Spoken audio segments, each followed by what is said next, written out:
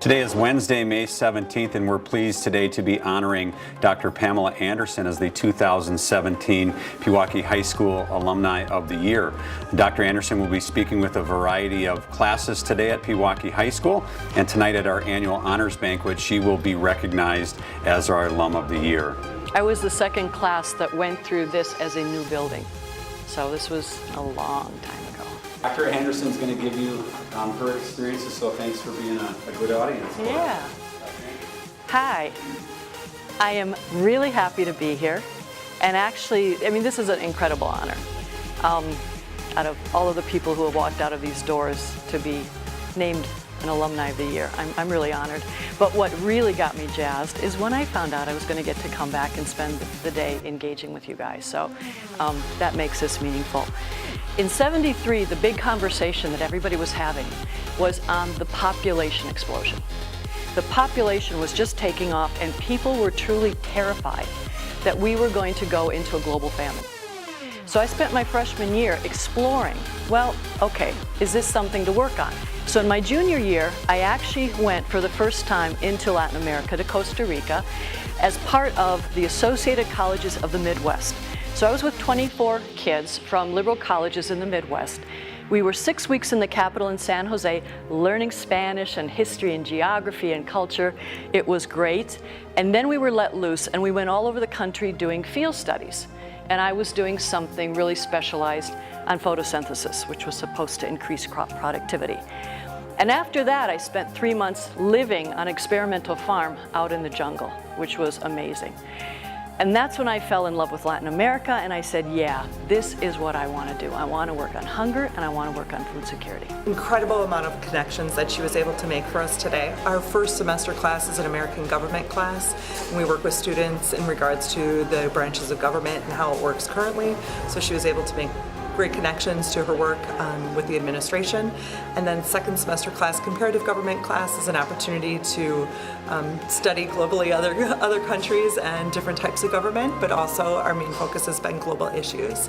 And she's been able to really bring that to light with her focus of the work she has done with potatoes. And in her education, we're always encouraging students with their career pathway and their focus of planning for their future.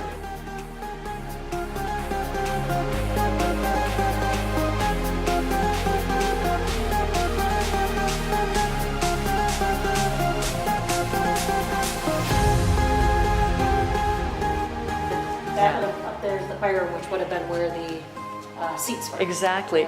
And if you go out that door and across the hall, that's where our band room was. It's just you've grown so much too. We were just smaller. In fact, this wasn't here, right? This is new. Right, this is all brand new. This Wow. floor, and then upstairs it's exactly the same. This was my locker.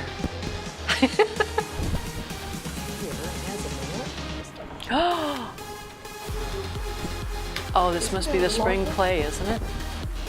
I bet it's the spring play. Oh my gosh. They came in 2012, and that's when they finished this Wow, update. so this is really new. And actually, we still have some of the original gym, painted walls hidden in the back storage areas, which is kind of neat. Incredible. Everything got upgraded. Yeah. Nice. This is really beautiful.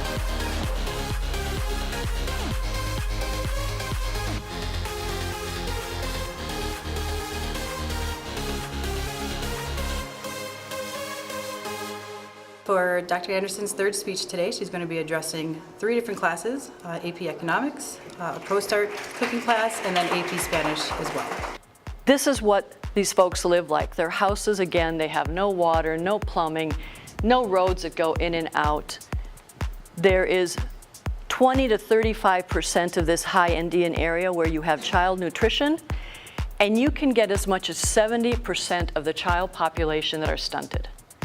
Now, what we know about that from the science is that by the time a kid gets to 2 years of age, they need to be a certain height.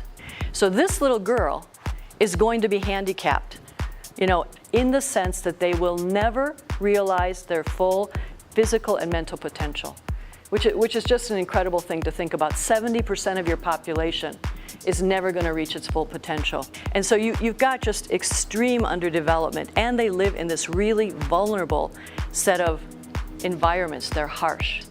But the one thing all of these people had was potatoes.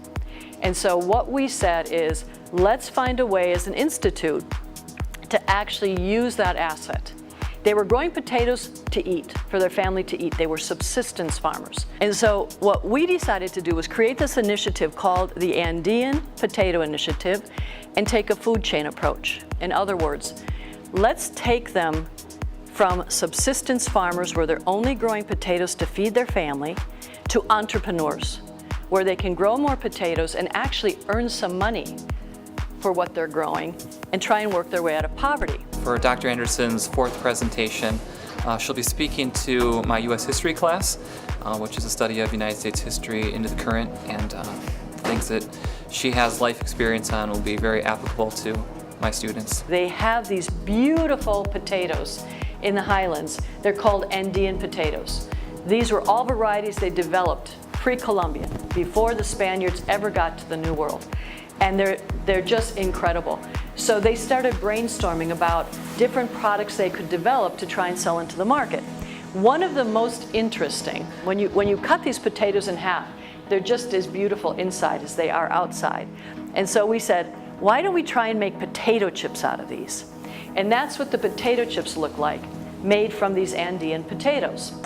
The thing that we have learned really about development, and it has become almost a mantra, is that the role of government is to really own their development. Government owned and government led. We're getting over this Western savior mentality where we go into countries and we say, yeah, we know how to develop, let us show you how to do this. And we're now becoming the supporters and facilitators for the role that they have to play, which is planning their own development, leading their own development, and really owning it. And working very closely with private sector. So that's what I wanted to share this morning. You know, we're privileged and I'm grateful. And I also think it carries with us responsibility. And so it's just the way I felt, and that's what I was gonna do, and nobody was gonna stop me. So I mean, I really did become the owner and the architect of my education, because I knew that education was what was going to give me the foundation to go out and do that work and make changes. And that's what I wanted to do with my life. I knew that the board was thinking of developing the Alumni Award, but when you stand back and think about all of the people who have walked through these halls and out of the doors over decades, and that the school board has decided to honor you with this, I was really humbled and honored. Tonight's one of my favorite nights of the year. It's our annual Pewaukee High School Honors Banquet. And you can see we're at the Country Springs Hotel, and this room is filled with teachers and parents and community members, and of course students.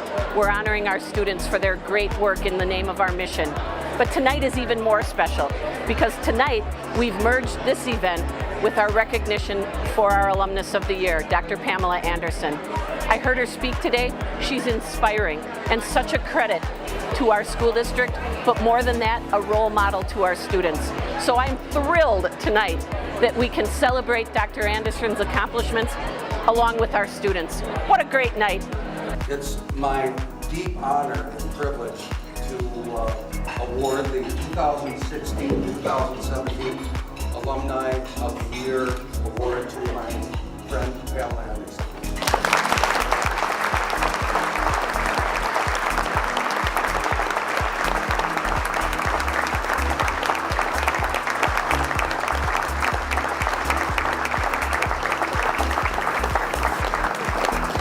To come back as a daughter of Pewaukee and have your entire life's work and career recognized like this, it means the world to me. So thank you so much for this honor.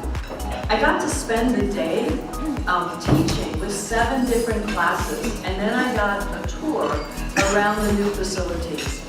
And I really want to congratulate the full board and the principal. What I saw all day long was the fruits of their investment. And I don't just mean infrastructure, I also mean these students. It has been an impressive day, and I can see how hard that they have been working on behalf of this community to continue educating our children. And it's really an honor, and you should feel very, very proud of what you have accomplished. Thank you. Thank you all. It has just been a true deep honor and a thrill to be here with you. Thank you.